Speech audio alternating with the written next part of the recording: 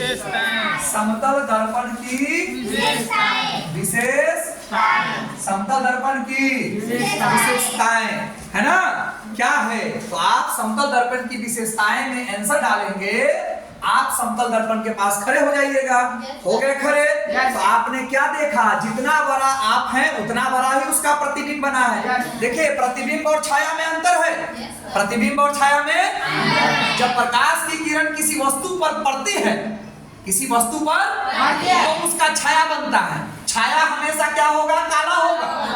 अब प्रतिबिंब जो है, प्रकाश की किरण किसी समतल दर्पण पर पड़ के और टकरा करके लौटती है, और जिस बिंदु पर टकराती है छाया प्रतिबिंब वहां बनता है। आई बात आपको समझ में? चलिए, तो समतल दर्पण की विशेषता में आप क्या करोगे? पहला में क्या लिखोगे कि आप मान लो अपने समतल दर्पण के पास खड़ा हो, मान लो, और उसी से समझ लो। तो जितना बड़ा वस्तु है ना, जितना बड़ा वस्तु, जितना बड़ा वस्तु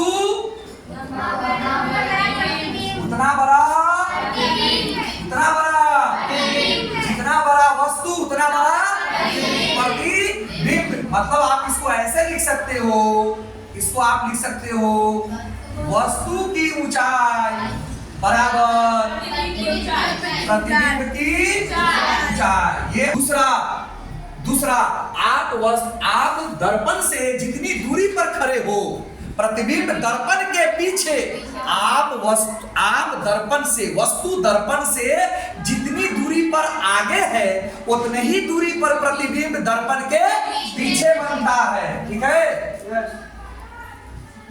वस्तु दर्पण से जितना आगे रहता है, ओके, प्रतिबिंब दर्पण से उतना पीछे रहता है, पीछे बनता है। आई बात समझ में? तो इसको आप अपने फिजिक्स के भाषा में लिखेंगे। फिजिक्स के भाषा में लिखेंगे, वस्तु की दूरी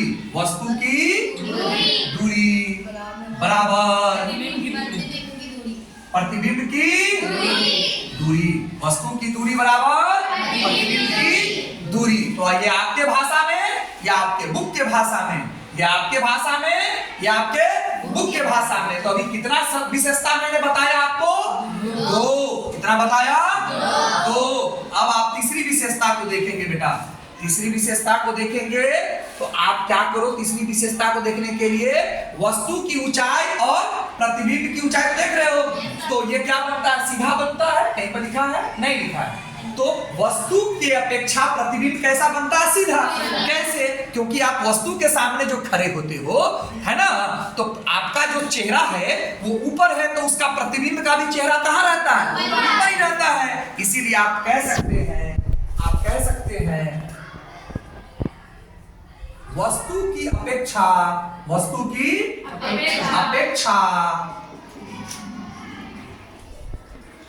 प्रतिबिंब की, है ना, वस्तु की अपेक्षा प्रतिबिंब सीधा बनता है। सीधा बनता है। कोई दिक्कत? अरे भैया, वस्तु मान लो ये है, ये मान लो वस्तु है बाबू, ये एक वस्तु है, ए बी नाम का एक वस्तु है ना, या एक आदमी ही तू ले लो, अगर दिक्कत है तो इसको आदमी मान लो। वस्तु, अच्छा एक बात और ये याद रहे, वस्तु को हम लोग बिंब भी कहते हैं। वस्तु को क्या बोलते हैं? बिंब कहते हैं। बुक के भाषा में वस्तु को क्या बोलते हैं? बिंब। तो ये वस्तु है, और यहाँ पर आपने क्या रख दिया? समतल दर्पण। ये क्या रख दिया? समतल दर्पण रख दिया। तो इसका प्रतिबिंब क्या बनेगा? पीछे बनेगा।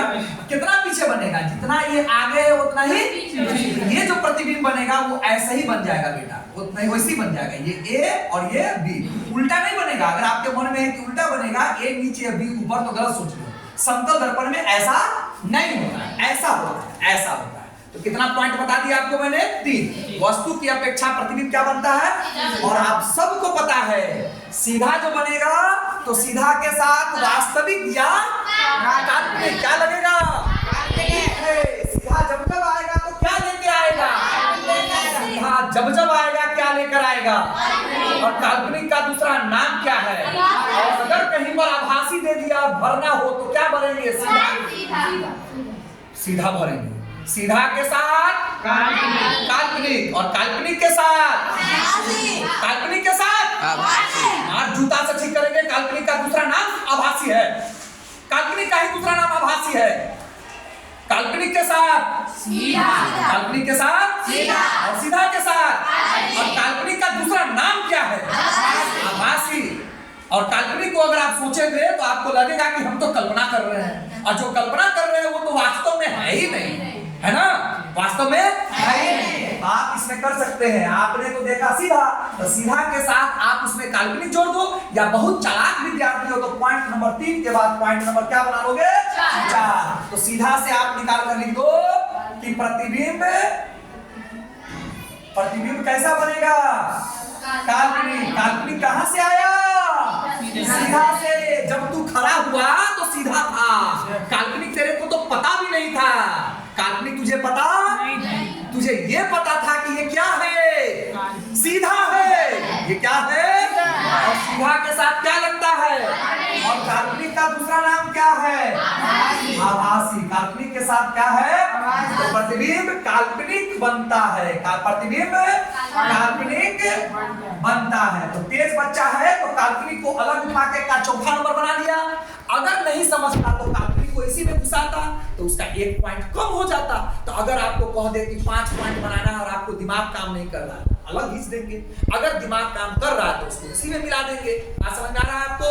चलिए, और काल्पनिक बनता है तो आपको ये भी बताया हुआ हूं कि प्रतिबिंब को पर्दे पर उतार सकते हैं कि नहीं उतार सकते हैं? क्यों? काल्पनिक है। काल्पनिक का मतलब है कि वो तो है ही नहीं। काल्पनिक का क्या मतलब होता है? वो तो आप कल्पना कर रहे हैं ना। तो जो है ही नहीं, तो बताइए, सीधा से मैंने आपको काल्पनिक लिखना सिखा दिया, और काल्पनिक से मैंने आपको क्या लिखा? प्रतिबिंब को पर्दे पर प्राप्त नहीं किया जा सकता है। नहीं किया बता बेटा, तुमको मान लो इतना ही याद है, मान लो तुमको इतना ही याद है, तो अलग करके 5 को पूरा कर दिए कि नहीं कर दिए? और मान लो 4 को पूछता तो इसको उसमें घुसा देते। तो कुछ चीज अपने माथा से करना होता है। और क्या विशेषता है सर? और विशेषता है बाबू, अभी बता। अभी